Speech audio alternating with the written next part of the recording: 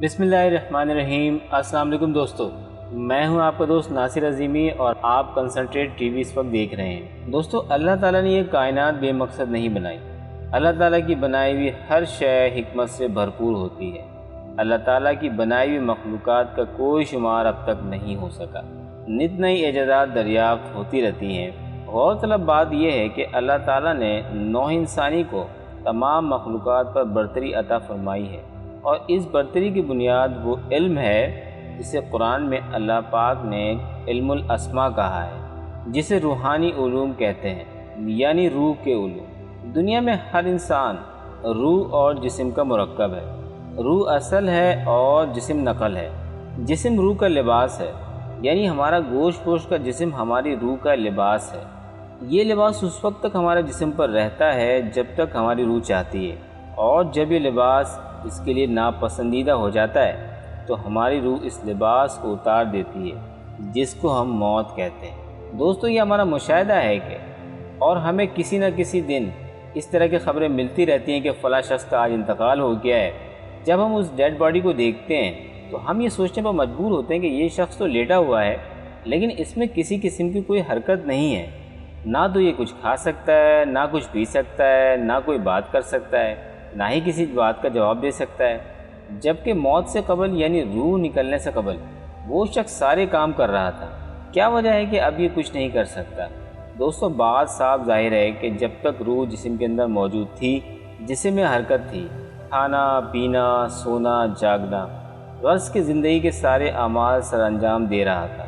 لیکن روح کے نکل جانے کے بعد اب وہ لباس یعنی جسم بے حس ہو چکا ہے۔ دوستو، دراصل جسم کی اپنی کوئی حرکت نہیں ہوتی، بلکہ ساری حرکت روح کی ہوتی ہے۔ اس بات کو ہم اس طرح بھی سمجھ سکتے ہیں، ہم جو لباس یعنی جو ڈریس، شلوار قمیض یا پینٹ شرٹ یا جو بھی لباس پہنتے ہیں، جب وہ ڈریس ہمارے جسم پر ہوتا ہے تو وہ ہمیں خوبصورت بھی نظر آتا ہے۔ آپ اپنے دائیں یا بائیں ہاتھ کو حرکت دیں، یا اوپر کی طرف اٹھائیں یا نیچے کی طرف، تو اس ڈریس یعنی کپڑے میں بھی حرکت ہوتی ہے۔ اور جب ہم اس ڈریس یعنی اپنے کپڑے کو اتار کر وارڈروب یعنی الماری یا کھٹی پر لٹکا دیتے ہیں تو اس میں کسی قسم کی کوئی حرکت نہیں ہوتی۔ بالکل یہی حال ہمارے جسم کا بھی ہے۔ جب تک روح جسم کے اندر موجود ہوتی ہے تب تک جسم حرکت کرتا رہتا ہے۔ روح نکلنے کے بعد اس جسم میں کوئی حرکت نہیں ہوتی۔ جس طرح ڈریس چینج کرنے کے بعد یعنی کپڑے اتارنے کے بعد ہم اپنی جگہ پر موجود ہوتے ہیں، اسی طرح جسم سے روح نکلنے کے بعد روح اپنی جگہ پر موجود ہوتی ہے۔ مٹی کا بنا ہوا جسم یعنی ہمارا لباس مٹی میں مل جاتا ہے، یعنی ہم اپنی جگہ پر موجود ہوتے ہیں، اس لیے کہ ہم سب روحیں ہیں۔ روح ختم نہیں ہوتی بلکہ جسم ختم ہو جاتا ہے۔ مرنے کے بعد انسان اس زون یعنی عالم ناسوس سے نکل کر عالم راف میں چلا جاتا ہے۔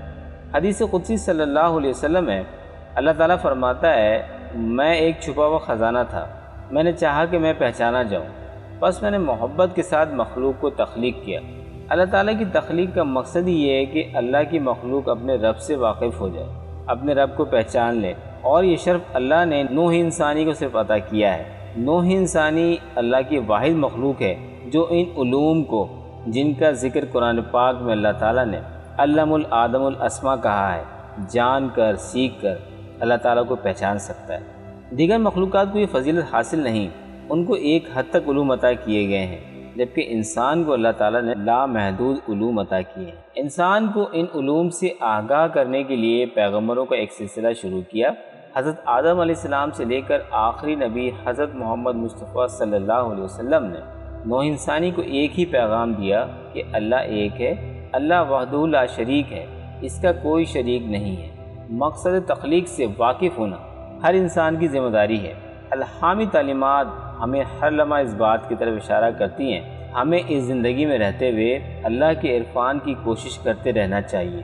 اللہ تعالیٰ سے واقف ہونے کے لیے اپنی روح سے واقف ہونا ضروری ہے۔ نبی کریم صلی اللہ علیہ وسلم نے ارشاد فرمایا، من عرف نفسہ فقط عرف ربہ، یعنی جس نے اپنے نفس کو پہچانا اس نے اپنے رب کو پہچانا۔ آئیے ہم سب عہد کریں کہ ہم اپنی زندگی میں اللہ تعالیٰ کے عرفان کی کوشش ضرور کریں گے تاکہ ہم اپنے خالق و مالک کو پہچان سکیں۔